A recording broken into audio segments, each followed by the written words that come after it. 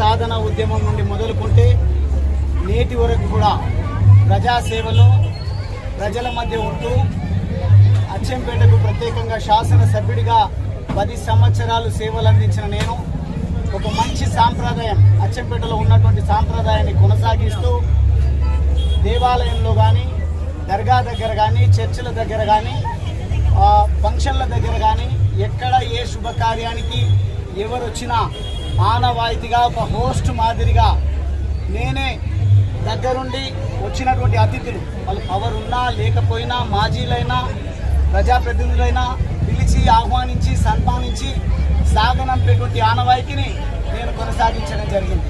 కానీ మొన్న బంజారాల తీసు ఉత్సవం నుంచి మొదలుకుంటే నేటి వరకు కూడా మొత్తంగా నేను కనిపించిన నా నాయకులు కార్యకర్తలు కనిపించిన కాంగ్రెస్ పార్టీకి ఎనలేని ఈర్ష్య పుట్టుకొచ్చి ఈరోజు కూడా భ్రమరాంబ తల్లి ఆలయం ముందు ఆ విగ్రహాలను ఉత్సాహ విగ్రహాలను అందరము చెరొక్క పక్క పట్టుకొని ఊరేగించేటువంటి ఆనవాయితీ.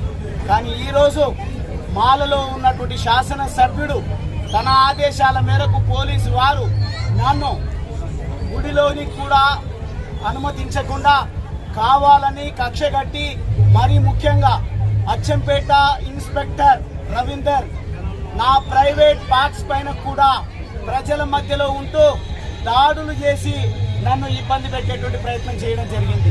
స్పృహ తప్పి పడిపోయే పరిస్థితి ఉన్నది.